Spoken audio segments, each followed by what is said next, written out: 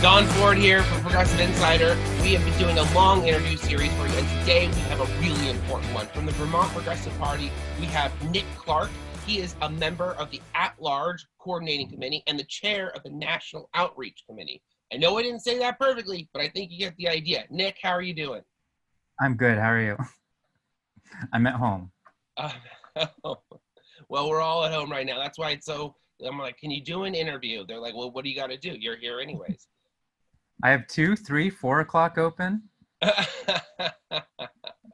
So right now, I imagine you guys at the Vermont Progressive Party, and a lot of people don't know this. They don't know a lot about you guys. The thing I say Vermont Progressive Party, they go, well, what is that? I'm like, do my viewers not know that Vermont has a third major party? Not a third party, a third major party. Did I get that right, Nick? Yeah, it is. According to Vermont laws, it is recognized as a major party as opposed to a minor party. So yes, it is a third major party under Vermont law. And you guys actually hold quite a number of elected seats throughout your state, as well as some people working up to the top, the highest seat that they can get. How many seats do you hold now at the top of your head? Um, it's a little confusing because we have a fusion system in Vermont, but I would say we're probably around a dozen state legislators, and then of course we have David Zuckerman as lieutenant governor, and we have Doug Hoffer, who is our state auditor. All of them are fusion candidates, but it's probably about a dozen more if you count the more Democrat-leaning fusion candidates. Wow. And this is something that people want to say. People are very dismissive at times, and you cannot dismiss what the Vermont Progressive Party is doing. I was lucky enough to interview some of your members in 2016, and I'll be honest, it was a life. It changed my judgment on how to approach party systems in general completely. And I may seem like I'm kind of overstating this, but if you're a regular watcher of anything that I work on, I have always spoke very highly of the Vermont Progressive Party and what they were doing. Now, you guys were started in the shadow of Bernie's mayoral run way back when. Yeah. It's a little before your time, though, right? I was not alive. But Bernie talks about it in at least one of his books. He won his first race for mayor of Burlington by 11 votes and met with a lot of resistance from the Democrat-controlled city at the time. And so in the wake of that resistance, the next year, because there are local elections every year, a slate of candidates ran for city council to sort of back Bernie Sanders up, get his policies into local government, and they won. And a couple of those city councilors later became state legislators, and then more candidates ran for state legislator, local office, and that ultimately turned into a third party with what we have today. So it's I want to say the first, Bernie was elected in 1981 to mayor. The first city councilors were the next year, 1982. So it's been almost 30 years running that we've been running and electing progressives in Vermont separate from the other two major parties. It's easy math for me because I was born in '82, so that's 38. No, that's a long time. And this is really important to discuss because right now there's a lot of groups saying, "Oh, progressives need their own party," and we have to look at what it takes to actually start a party. Now, that doesn't mean that it delays the process in general, but you guys have already done the hard work of birthing a new major party. Yeah, it does take well, from our end, it's taken a long time. I said 3 decades, and you're right. It's the 80s. It's closer to 4 decades. The party didn't actually get started immediately after Bernie's mayoral win. It started as the Independent Coalition, and then it was later renamed to the Progressive Coalition, and then ultimately it gained legal status as the Progressive Party under Vermont law. So it's been 4 decades of work from the start of Bernie's career to now, and the strategy we employ definitely takes a lot of elbow grease. There's no easy way about it. Yeah, that's really true, and I really appreciate that you guys have taken that so honestly. It's when there's so much talk about, oh, we just need to start our own party, and I'm like, it's not just that easy. There are so much ins and outs. Now, right now, things today, as of today, on Tuesday of April 28th, when we recorded this, there is a considerable amount of distrust being sowed between progressives and the Democratic Party and the Democratic Party. So I assume you guys are getting a lot of phone calls right now with a lot of questions. Yes, our momentum and or interest has definitely, it would be fair to use words like skyrocketed or exponential growth. It's been testing our capacity to respond, both in Vermont and in terms of national outreach, definitely around the country. Vermont is lucky in that it's had this third option for decades, as we said, and the rest of the country hasn't. So there's been a lot of interest from outside of Vermont, sort of, what have you guys been doing? How's it been working? Why don't we have this third party option? How can we get this third party option? And of course, in Vermont, we're ramping up for our own election. So we have candidate recruitment going on. Our lieutenant governor is running for governor. So a lot of people are putting energy into that. It's been hard to campaign with the pandemic, but people they're not only fired up by the idea of a third party, but I think they're generally worried about the distrust with the Democratic Party isn't just, we're not getting along, or, we're it's deeper than that, because there's issues that aren't being addressed, whether it's healthcare or climate change or livable wage or social justice. It's not just that the Democrats aren't hearing us, it's that we're worried about our economy and our planet. And scientists tell us we're running out of time, and the Democrats still aren't listening. So the interest isn't just, wow, this sounds cool. It's, we need to do something, and it needs to be viable. It needs to be credible. We need to know it's going to work, because we can't afford to not act. And so that the interest has sort of been a mixed bag of excited and worried. And it's been coming from all 50 states. And it's been a lot. I have the same worries in Vermont about healthcare, climate change, the economy. Obviously, the pandemic is highlighting everything even more, and it's I think it's overwhelming in general to be alive in these times, but then to be involved in party building or party organizing, it's, the burden feels so much more like we have to get this organized, because we have to get people elected, because we have to pass these policies. It's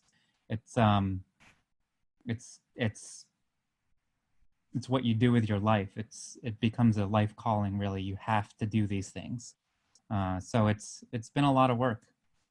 Yeah, it sounds nothing. I mean, it does sound from you, but as someone who participates on, maybe not on the same level, but it is exhausting. It's exhausting. And people like Nick, you guys are really taking a fight. I think that, we don't hear a lot of people explain things in the way that you did. I've never said it the way that you did.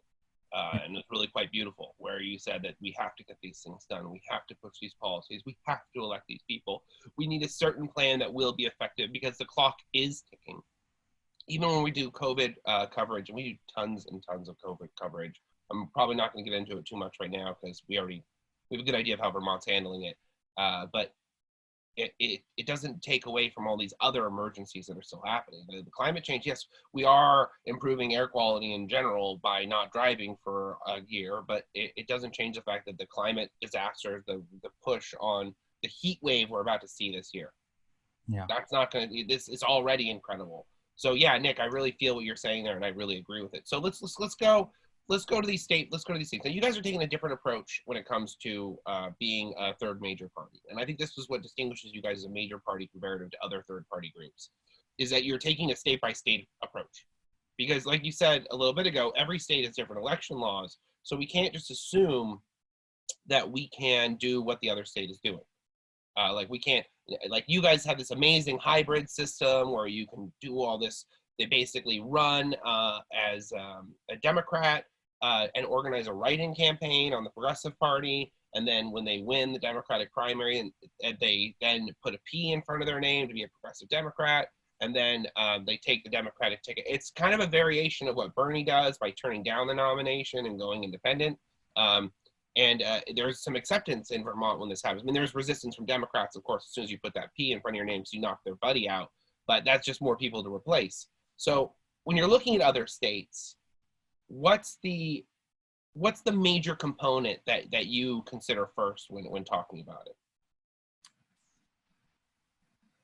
So you're right that laws are different in every state. We're essentially 50 separate nations that agreed to pay taxes to a central entity.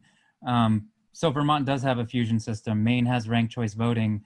Ballot access in New York State is very difficult. So you do have to take a state by state strategy, but the underlying principle of bottom up organizing is the same no matter where you go, regardless of state law.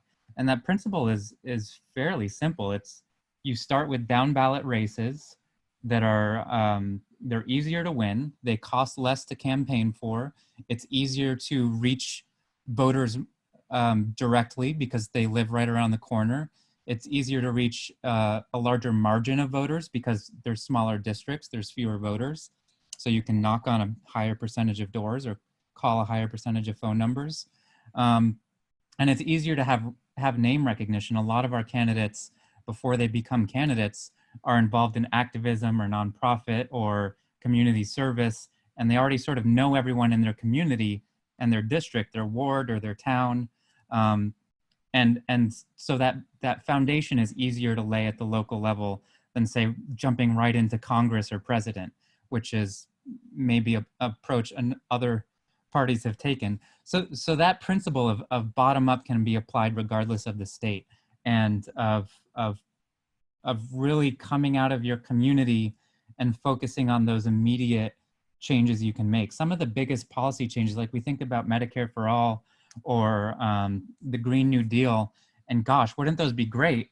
But there's so much I think, in general, I think our society underestimates in terms of the impact we can have locally.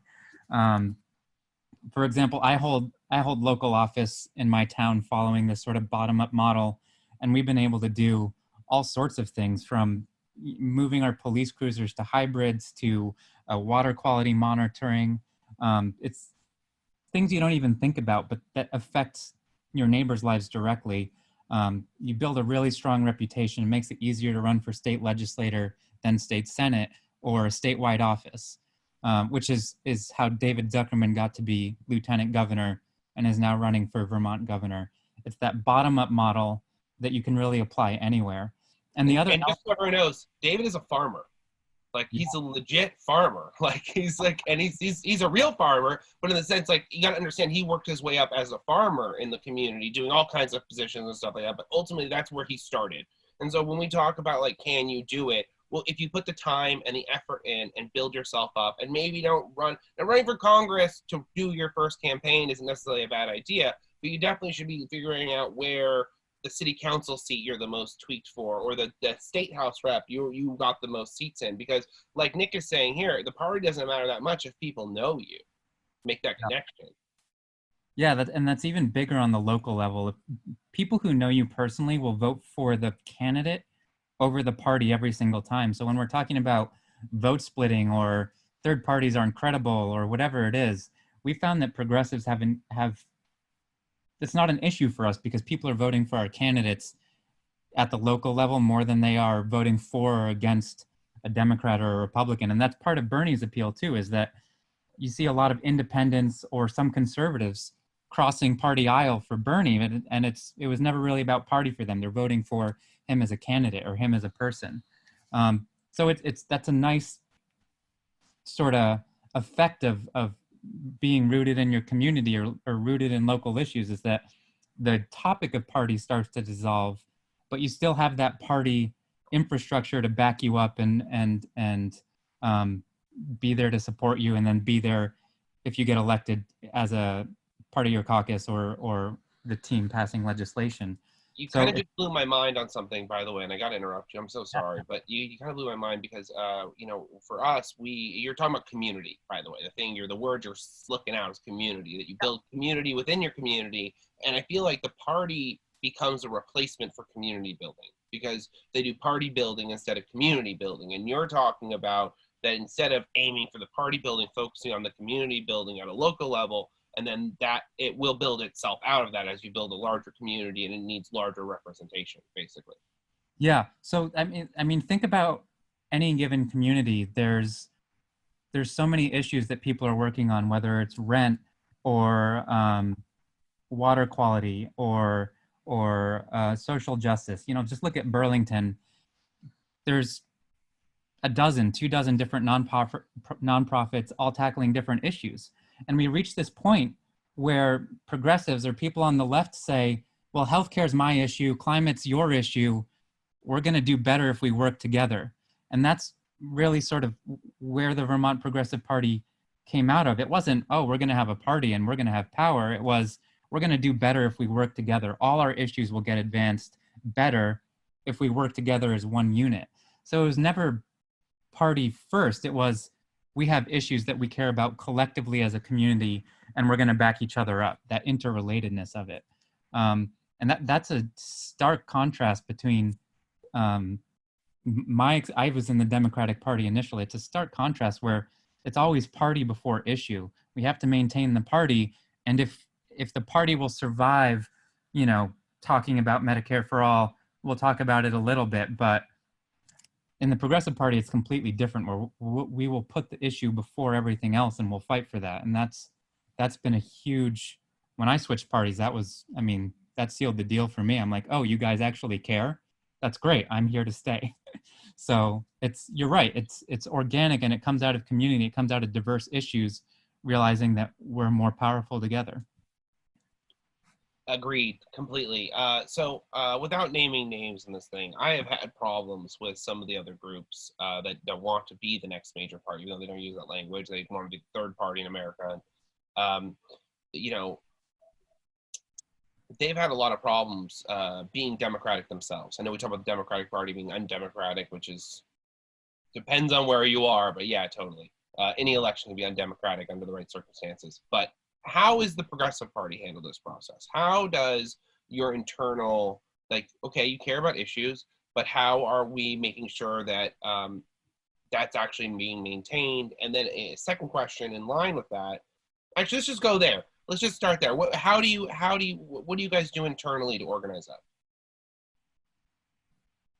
Yeah, so in talking to other groups outside of Vermont, I personally had somewhat of a culture shock because I observed some of what you're describing, and it's like, it's so alien to Vermont, the personality or power struggles. I don't know if it's a Vermont thing or if it's a Vermont Progressive Party thing, but in Vermont, the organization or the issue is what matters. And people just sort of, it doesn't get personal in Vermont. It's, we're working on this issue, we're electing our candidates, we're campaigning for David Zuckerman.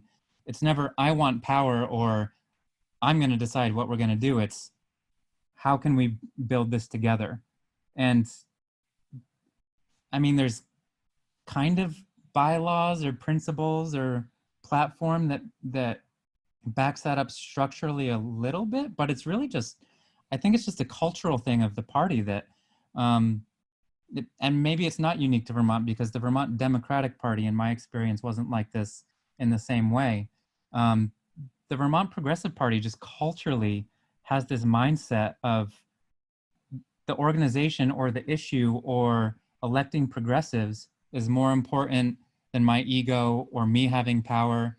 And honestly, the people that hold the top positions in the party don't really exercise a lot of power. It's the people that have the power in Vermont are the ones that are out there knocking doors or organizing campaigns or running for office. So the more you're sort of volunteering, the more you're applying yourself, the more you can sort of direct the priorities of the party. If you say, I'm going to go campaign for healthcare and I'm going to get everyone organized to do that, that's sort of what the party ends up doing. It's not the party chair saying, "We're campaigning for healthcare. You will listen to me," comes from I the have a bottom. theory. I spent some time in Vermont, 2016 and 2018, and your oxygen there is so clean, it's like a drug.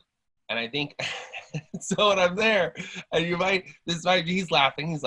This might be, the camera doesn't go to you unless you talk, so laugh louder. No, I'm kidding. The point is that there's something about Vermont that it's just, you go there and it's like everything is so peaceful and calming, and there's no billboards, and there's the electro hum you would hear in other places you don't hear.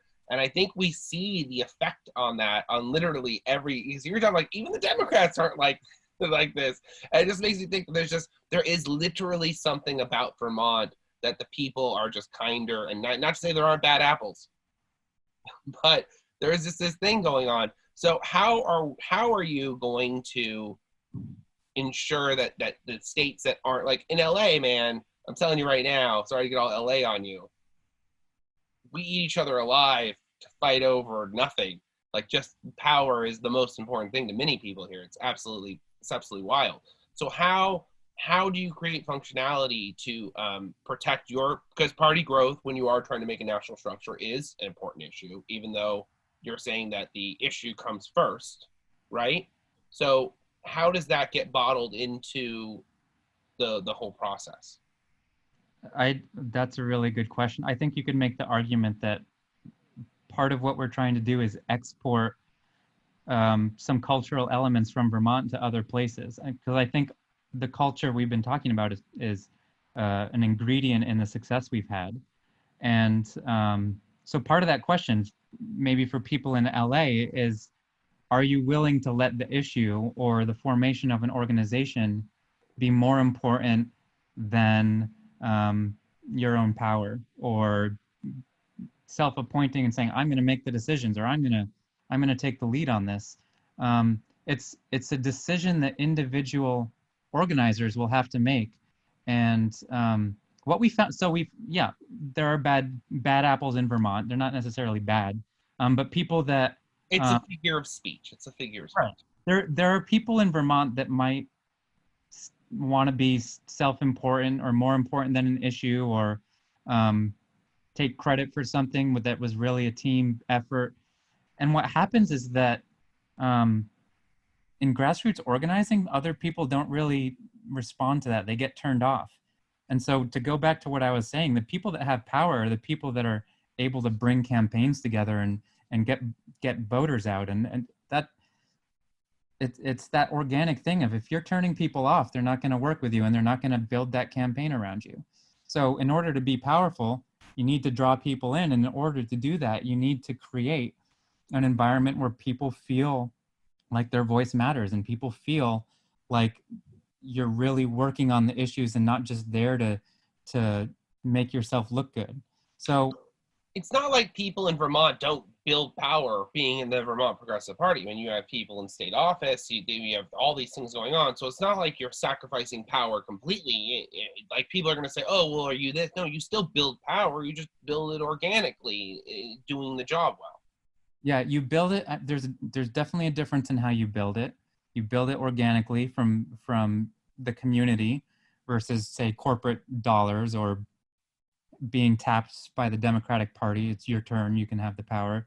But you also exercise the power differently. So once you get into elected office, you're not there for your own career. You're still there for the issues, because the reason you ran in the first place was the issues. So why would that change when you're elected? And you're still not taking corporate money, so no one's pressuring you to change. You're not in the Democratic caucus, so the House whip isn't pressuring you to change. So it's a very different relationship to power. I think on the left, sometimes there's an aversion to power. We see power as evil, and power corrupts, and power is abusive. But the truth is that, universal healthcare is a type of power. It's just fair. It's equitable, and it's still power. It's just power operating in a different way. So getting power isn't necessarily bad. Having power isn't necessarily bad. It's how you use it. And are you including people, or are you excluding people? And are you taking money from corporations, or are you really just fighting for the issues? So that's the sort of cultural export, or the thing that we're really trying to explain outside of Vermont, is that the power's good, but you have to get it from the right place and you have to use it in the right way. And so there's maybe in some areas like LA, there's more of a learning curve than others. But Yeah, let's call it a learning curve. I think that's very polite. Okay, so there's definitely a lot going on in what you said. I really enjoy, and I will say, as you, Bernie successfully exported the inclusion versus exclusion theory to me, and I will say this, and I've said this very publicly for years, is in 2016 when the movement started, people always thought I was like young Bernie online, because I'd be like, no, we have to include everyone. We're doing this for everyone, even the people who don't want it, because even a revolutionary movement is defined by the inclusion of everyone and radical change for that group of people. That's why revolutionaries and word people should be so afraid of. But for me, that has directly exported effectively. Totally tried to ignore the cat. It has exported effectively, and it's really important and valuable, because I think that is the deciding factor. I have felt excluded in LA politics because people thought that I had power, whether I deserved it or not, or whatever was going on, and they saw it as evil, as you described it. Not to say anything about my own behavior was perfect. I'm just saying that that interpretation of what is right and what is wrong has sort of been so flipped on its side in large metropolitan cities that that having this approach that you're describing is really important, because we just take it all down to corporate money. Do you take corporate money or you don't take corporate money? Like, no, no, no. Are you including people or are you excluding people? So I think that that's a really smart move as far as trying to export what Vermont is doing into something that's effective. yeah, and to be fair, Bernie's 2016 campaign did a lot of this work for us. So people ask, what is Vermont about? What's your platform? And I'm like, well, do you know anything about Bernie's platform? Because he came from Vermont. It's so if he hadn't run for president in 16 and again in 20, if he hadn't gotten that message out there, if people didn't get familiar with his campaign or his principles, it'd be very, very hard to explain this to someone even in New Hampshire or Massachusetts or New York State that border Vermont. Each state is very different, even from its neighboring states. But he's the one that really got the ball rolling, just in terms of sharing those basic ideas with the rest of the country. So it's definitely enabled that learning curve for the country to move a lot faster than it would have, I think. Yeah, no, I definitely agree with that. And that's something that, for me, it was actually him on CNN during Obama's election time. That was, for me, the real life-changing, when he was on. They let him on as the kooky old guy. And I was like, this guy's really getting through to me. And that was for me when it really happened, and how we had to be inclusive. And I'd already been doing the social movement stuff. It doesn't matter. We're not here for me. We're here for you. So let's say this real fast. You brought up an interesting point. Your platform compared to Bernie's platform. Now, Bernie's platform this time was like off the hinges in a good way, in the sense of how far it went with progressive. Even I was like, whoa, on a couple things. Like, maybe just that one is too much. But it wasn't, of course. And so how closely, I know Bernie is not a member of the Vermont Progressive Party, even though he does hold an independent. We do need to say that at some point in this interview. But how close is your platform becoming aligned with some of these new platform points that came out? Because they're pretty extensive. So the Vermont Progressive Party platform is very specifically catered to Vermont issues. Okay. So you'll find divergence just because Vermont doesn't have a national platform. In terms of fundamental principles, I think you would find it's almost verbatim. The difference might be in how a principle translates to a policy. And again, I think from the Vermont perspective, we're looking at local and state level policies, not national and international policies. So healthcare is a human right, verbatim, yes, yes, yes. How we enact that as a policy in Vermont, we tried a few years ago and a Democratic governor vetoed it. That's going to be different than how we would talk about it as a national platform, or how we talk about it as a human right for an international standard. So we differentiate in Vermont between platform and policy. Policy is what an elected official works on. Platform is the general concept that we support. So our platform might say, we support a livable wage, but we're not going to go out there as a party and say that means $14 or $15 or $16. It just means it has to be livable. We'll let our elected officials figure out the details because that's what they're elected for. Yeah, I agree with that actually, because we shoot for $15 an hour, and in Los Angeles, that's already not enough. We need to be shooting for $25 an hour, and this is sort of where we have to be aiming beyond. And this is another thing Bernie always talks about in negotiations. You have to aim well beyond where you want to end up, or you're going to end up with something worse than you put out. Because you're going to get something less no matter what you say. You could just be like, I want to just give you everything. And they're like, whoa, whoa, whoa. So that's a real thing. So, Nick, so I guess this is sort of like a brave new world in a sense to how organizing within the Progressive Party nationally could be operated, because you sound like you're really open to the idea of people setting up state organizations as long as they meet certain guidelines in order to be acknowledged by a national group that's still forming. And there is no national policy yet. So that is still something that could be like people could be on the ground level of. But at the same time, you guys have done all the hard work to birth the actual party itself and earn major legitimate party status somewhere. Because it really only takes one state to start the process. Yeah. So to circle back what we've already said, this has to come from a local community. It only works from the ground up, which means somewhere like LA, it's not going to be Vermonters coming to LA and setting up a party. It's going to be what matters to LA, what matters to people living there, what aren't local officials in LA or Southern California doing, where's the need, and who are we going to run against? I don't know that because I'm from a small town in Vermont, but I know the strategy that will help people get elected and tackle the issues that matter most to them. So it has to be grounded in their local community. It has to be grounded in their local issues. But you're right, there has to be some sort of national standard that we can say, yes, you are a progressive party, or you are a progressive chapter, or no, you're not. Something here looks incredibly wrong. And some of those are obvious, like corporate money. Bernie doesn't take corporate money. We don't take corporate money. There's some gray area with political action. With unions and stuff like that, because unions are technically corporations. It gets a little complicated as far as how you handle it exactly. Yeah, co-ops, Planned Parenthood. So we take money from unions and Planned Parenthood, but we say no corporate money. So that's an obvious one. I think generally we can say, you have to support economic, social, and environmental justice. We don't define that too clearly because, again, what a livable wage means in LA is going to be different than Vermont, but that fits into economic justice. But you have to sort of you have to be in that category of people deserve fundamental rights. So some broad sort of platform tenets.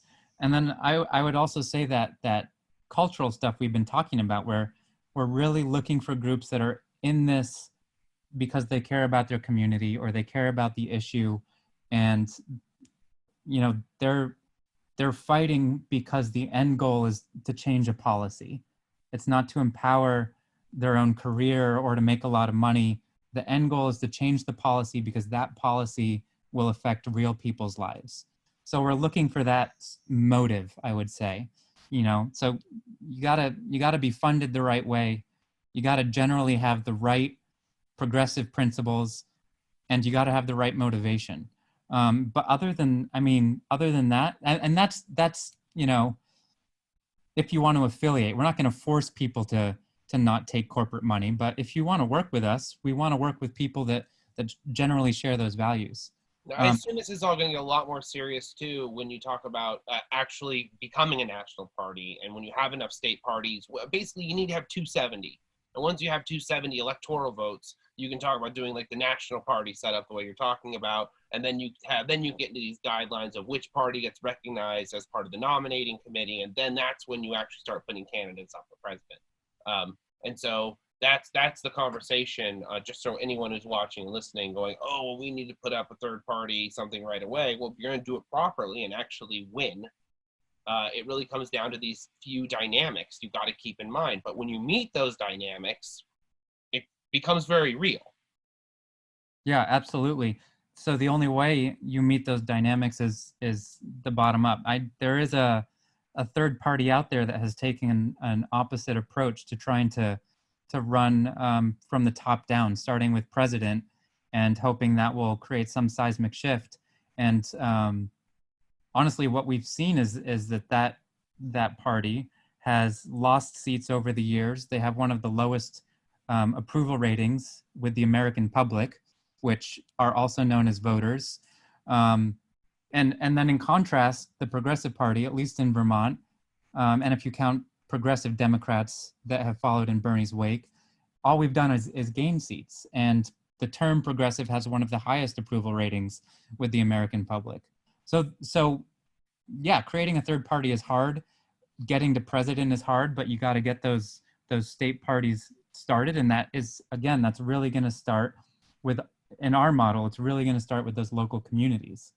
So it's going to be hundreds of cities organizing that's going to get us a progressive president. It's not going to be, running a Ralph Nader or I'm forgetting the libertarian guy's name. But you can't I'll just tell you this, I can't remember his name either, but their party chair is a peach. Let me tell you. You can't just run for president and expect to have a party. There's you need to have that connection to your community. That's the bottom line. And there's no shortcut to that. No, there are no shortcuts. And that, I think, is the most important phrase right now we're talking about. This is because, and if we're on this time scale of dealing with climate change, we still have to do things very quickly. We still have to organize this stuff at a pace. And that's why it's so important we don't fall into these dead ends. The whole thing's a giant maze, the political system, which I'm sure, Nick, you've become very familiar with. And we're got to be very careful as progressives of being a progressive is not just about platform planks and standing, but being rebellious at the right time. It's about how you think and choose to do things at any given moment. And we have to be thinking about it like we're trying to make the right decisions to get through this maze. Because if we spend, 3 years to a dead end, we're not going to be getting anywhere. And I think a lot of people are looking at thinking the last 3 years led us to a dead end, but I don't think that's true at all. I think right now, especially with COVID, that the American people is ready more than ever for a major change. I think that they feel there are no parties that represent them at the moment. I feel like that's why people don't show up and vote. And I feel like the things that you are demonstrating here, Nick, are exactly the things that they want to see in here, but there isn't much of a platform for, truth and honesty in our current media outlets. So, Nick, we got to wrap up this interview because it's going over time, but please, I hope you'll come back to talk about this some more as your process grows. We've been talking a lot about this going on in Illinois, that Illinois is where I'm not saying who's involved, but that there is seeing what it takes to actually get that ball rolling on a state level. If you're curious in what Nick is doing, Nick, how can people help the Progressive Party, donate to the Progressive Party, get involved with the Progressive Party? What do we got? Right now, the quickest way is to make sure that we just have your information. So if you go to nationalprogressiveparty.org, if you sign up, if you donate, we'll have your information. We're setting up field organizers at each state and then hopefully at each local level. We're onboarding, actually, this is exciting, we're onboarding a lot of former Bernie staffers to be Progressive Party field organizers. So as soon as we get these, we're onboarding people today, tomorrow, as soon as we get these people in place in your state or your city, they're going to be going through our lists, reaching out to people, helping facilitate that bottom-up structure building. So just making sure that we have your information and that it gets to we'll make sure it gets to a field organizer as quickly as we can onboard a couple hundred people, keeping up with the momentum here. Well, I think this is a really valiant and necessary effort, and I support it 100%. So I am a Democrat in California. I'm not going to lie. I am a Democrat, but I don't feel like with what the Democratic Party is doing right now, it's playing its game fairly. And all you got to do is follow your own rules. Absolutely. All you got to do. Okay, so, we got to get out of here, Nick, but again, what you guys are doing is amazing. I really look forward to seeing more of it. I endorse this. I want people to go look at what they're doing in Vermont, check out their website. And also, I'm also going to need you guys to check out our Patreon, Progressive Insider. Gary's been working real hard on it. $3 gets you access to all kinds of cool things we're working on. I know COVID's hit everybody right now, but you're getting those stimulus checks, and unlike your landlord, I'm not checking yet, but we know it. So anyways, on that note, Nick, thank you so much for being here. Yeah, thank you for having me, and thank you for caring about the issues. Again, that's why we're all here. You know what? I think that sometimes in the movement we forget that it has become so much about personality and attitude that we need strong minds and strong policy in the forefront. And that's how we're going to win. So that's it for us, guys. This is the end of the video.